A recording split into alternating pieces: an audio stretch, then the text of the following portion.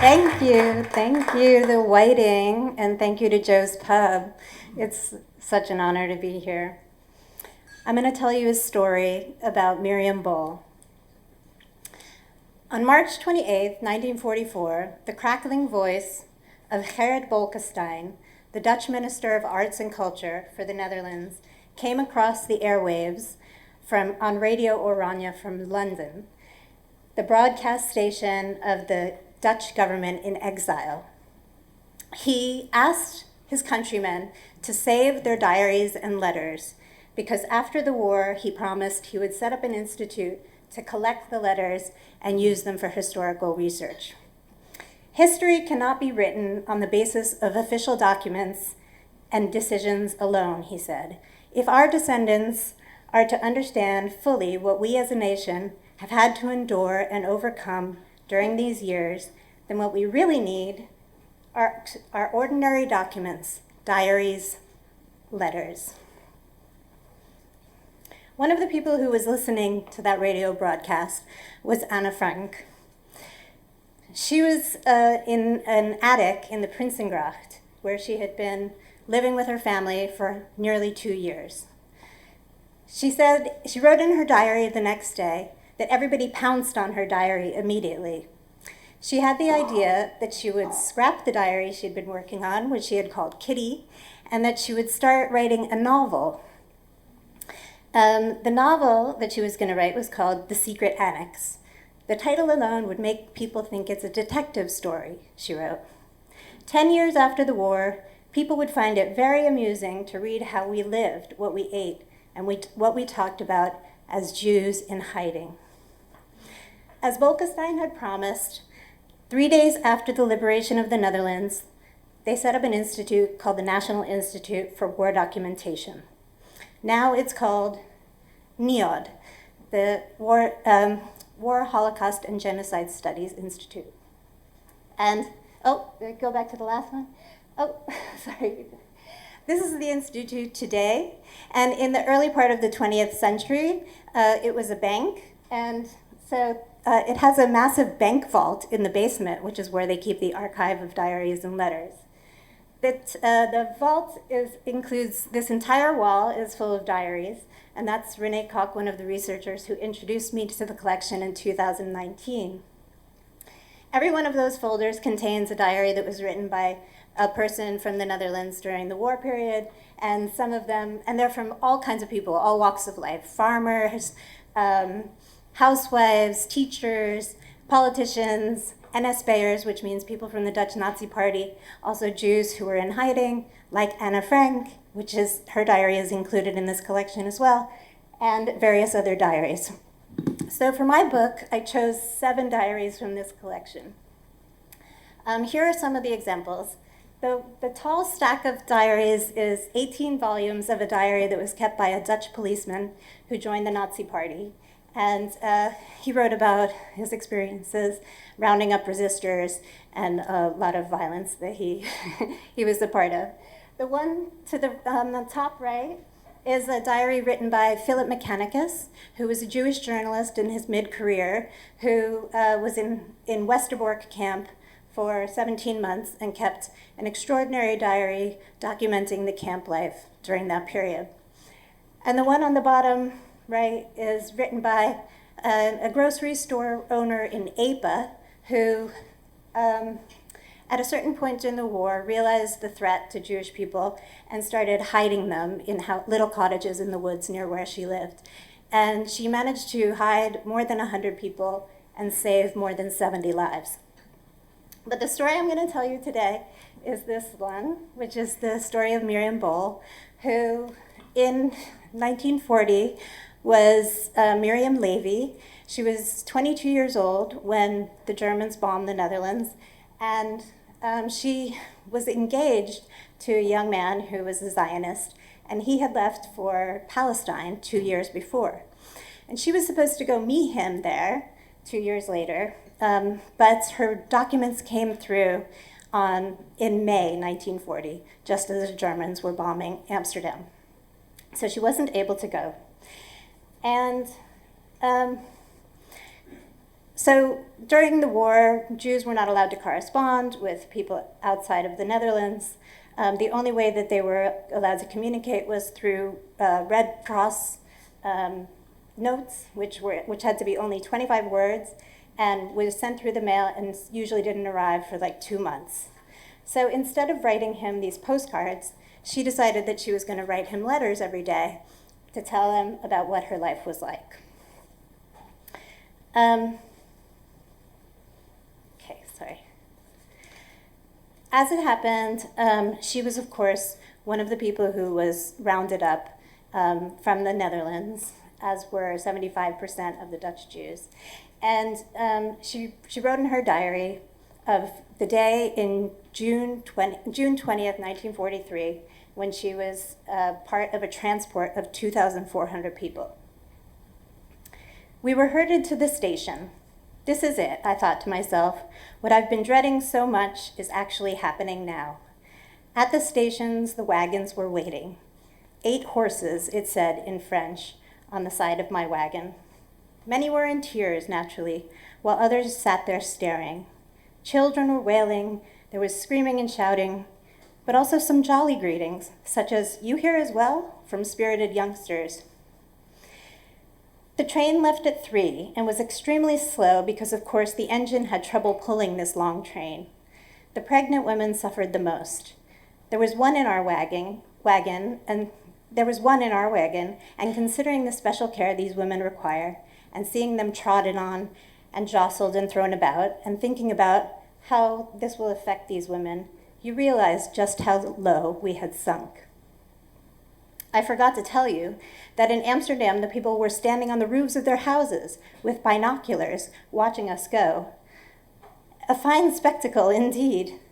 And while we were sitting there on the floor of that sluggish train, passing the beautiful forests and places such as Bussum and Hilversum, where we used to spend our holidays in such completely different circumstances, I did feel a bit sorry for myself.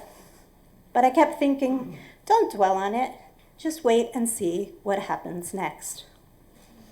While at Westerbork Transit Camp, she realized that she shouldn't keep these letters anymore, so she stuffed them into a swimming bag and had them smuggled back to Amsterdam, where a friend of hers father's put them in a warehouse, and they remained throughout the war. But then she managed to get these notebooks at the camp school, because at Westerbork they had a school. And so she started writing in those instead. Then later, she was deported to Bergen-Belsen, which was, as you know, a much worse camp. But there she was kept among a group of what they called exchange Jews. They were treated slightly better than other Jews because they were being kept as exchange material in case the Germans wanted to trade them for prisoners who were still in other countries. At a certain point, her number came up. And as we all know, these massive camps had cattle cars bringing Jews in. Mostly they never left. But one day, a second-class passenger car arrived in Bergen-Belsen. And that train was ready to take a select number of Jews, 222 to be exact, out of Bergen-Belsen and bring them to Palestine in exchange for the same number of German Templars who were living there. So this train had velvet seats. You could book your luggage before you left. It had food, sausages, and other things. And Miriam really knew that this was a miracle. This was her chance to escape, her chance to leave hell. But instead of just going, she played with fire. She decided that she wanted to save the diaries that she'd been working on during the time that she'd been in Bergen-Belsen. So she put them into a T-shirt, and then she rolled them up the T-shirt and threw it over the fence while the Nazis were busy looking at everybody's luggage. And so she managed to go through the security while everybody else's documents were being thrown into a pile behind them. And she ran quickly over and picked up these letters in her satchel, as she called it, and managed to get them out of the camp and on her way with her to Palestine. They traveled for 12 days from June 29th to July 10th, 1944, through burning Europe, from Bergen-Belsen, through Germany, through Hungary, through Yugoslavia, above the Danube, through Turkey to Constantinople, where they got on a boat and sailed across the Bosphorus to Palestine. Thursday, July 6th, 1944. We are living a fairy tale. At the moment, we're on a boat sailing on the Bosphorus. Beautiful houses, too exquisite for words, and the water a shade of blue I never thought I would see. This is one big adventure. A newspaper, parcels containing chocolates, hazelnuts, cheese, eggs, fruit, cigarettes. But there are downsides as well. We are schnorrers, beggars. We're put on a boat, isolated from everyone else, and must live off charity. Friday, July 7th, 1944. The Golden Horn, mosques, the Sultan's Palace, donkeys laden with baskets, beautiful round-bodied pitchers with narrow necks, lovely boats and sailing ships, but most impressive of all, the blue, blue water. We'll be on our way again tonight. Saturday, July 8th, 1944. In Adana now, at the station, a plaque of Roosevelt and Churchill, who met here, were riding through boiling hot tunnels. Sunday, July 9th, 1944.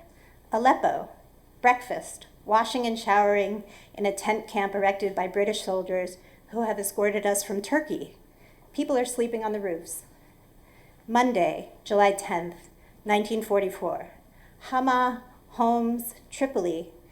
Desert wind, tent villages, humid heat, snow-capped mountains.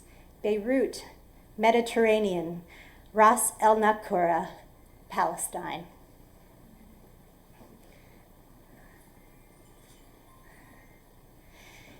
Miriam Bohl had reached the grand old age of 105 when I met her in Jerusalem in 2022.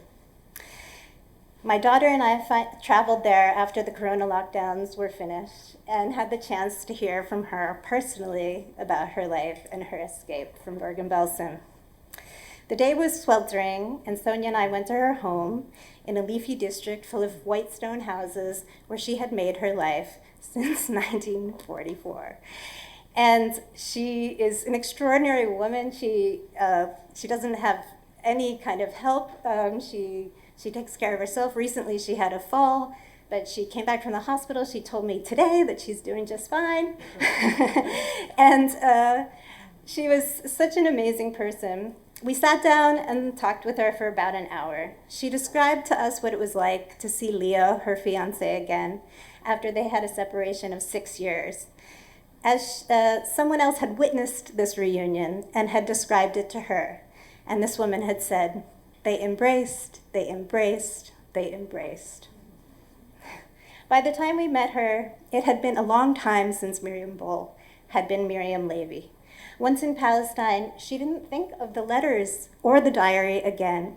After going through all of this work to get them out, after playing with fire to preserve them, she didn't even think of them for 60 years. Then one day she had a dispute with her sister about something that happened in the camps. And so so she said, well, I have evidence. And she said, we can go fact check. And her sister hadn't even known that she had saved the diaries. So they went and found them. And they checked this fact in the diary, and she realized that there was a lot of material in here that was worth preserving and worth telling. So ultimately, she went back to the NIOD and had them saved and published them. And then what was interesting to her was that people were still interested in the war. She said, why do people still talk about this? It was so long ago. There were so many things she could think about in her life after these letters, she told me. When the war was over, we had 3 kids to raise. My husband got work. I got work. I wanted to start a new life. I didn't want to read those letters anymore. The war in the Netherlands had lasted 5 years, which was a long time for a war to live through it. But she had lived 105 years. So the rest of her life was 100 years. And she's 106 now, so it's still going. And what I think is really beautiful about the way that she lived her life was that every day was a new adventure. Every day was something she had to face and challenge herself to deal with. And I think a lot about what she said. Don't dwell on it. Just wait and see what happens next. Thank you very much.